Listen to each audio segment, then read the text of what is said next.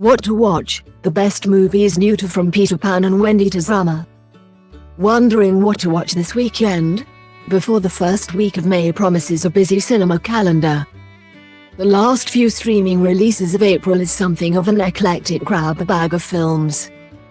The highest profile new release of the week is Disney's latest live-action remake of their animated back-catalogue. This time with the fairy tale Peter Pan and Wendy.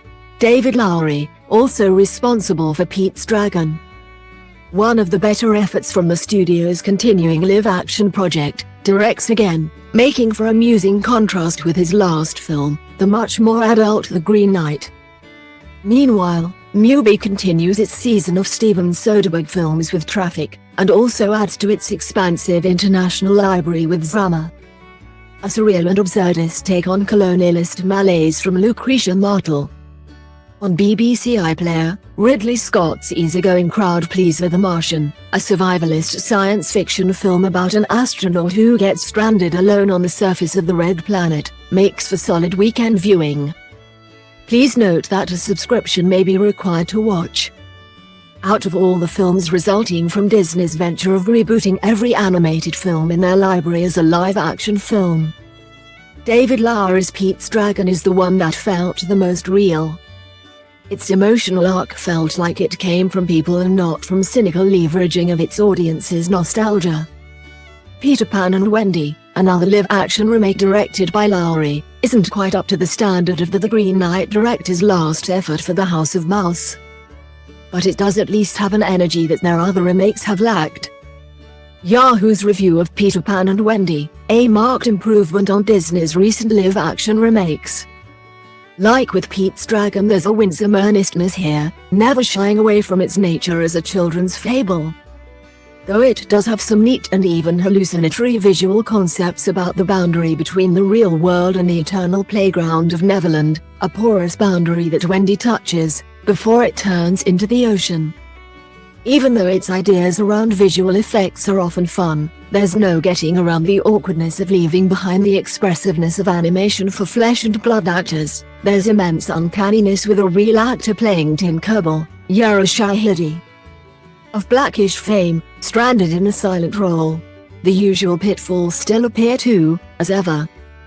There's a murkiness to its nighttime scenes that will provoke questions about what is lost, rather than gained, in the move from animation to live action. At least Lowery's camera feels animated as it chases characters through each space or prowls around, along with Jude Law's crazed take on Captain Hook. The pirates are the more enjoyable part of the film. A cartoonish bunch of rogues bringing some more energy to proceedings through sea shanties and other songs. The precociousness of the children of Neverland can be charming too, and it's all playful enough to not feel like wasted effort. Although this also feels representative on how the bar for Disney remakes lowers all the time. A pretty solid children's film, though it's hard to say what it offers beyond its original. Also available on Disney+, The Predator, 2018. Lucretia Martel's woozy, nightmarish and tragicomic Zama adapts the existentialist novel by Argentine novelist Antonio de Benedetto into a sprawling dual critique of colonialist and masculine pride. Following the continual humiliations and gradual deterioration of Don Diego de Zama, an 18th-century Spanish magistrate, Zama essentially exists in purgatory, stranded in a remote outpost in Argentina while waiting for a transfer that seems perpetually around the corner. Martel tracks Zama through a variety of absurdities, and eventually to an ill-advised expedition to catch a mythic outlaw named Vicar Porto. It's a decision made out of impotent rage and sexual repression. Martel also observes the perversions and verism that emerge from Zama's lonely posting. As a figurehead of colonial oppression, there's no really feeling bad for the white man, as put upon as he may be.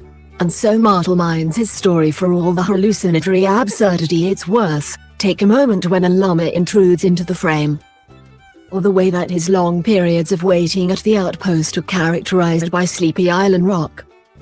Also on Mubi, The Warrior, 2001. Ridley Scott has settled into something of a journeyman role in later years, taking on a number of different stories across a breadth of genres and building them with nothing short of professionalism. The Martian is no different, perhaps standing out amongst Scott's filmography, an uplifting sci-fi film. From the guy who made Alien, even with its basic castaway, in space premise. As astronaut Mark Watney is forced to survive by himself on Mars. Matt Damon, who would play another space castaway in Interstellar, suffuses the role with charming can-do spirit. Bringing the personality the role requires is the film's almost singular focus. Making all of Watney's neuroses and even his lowest moments feel eminently relatable. The Martian unfolds with the breeziness of a feel-good biopic, tracing the collaborative effort that it takes to bring Mark home as well as his own perseverance in making it long enough to be retrieved, even going so far as to grow crops.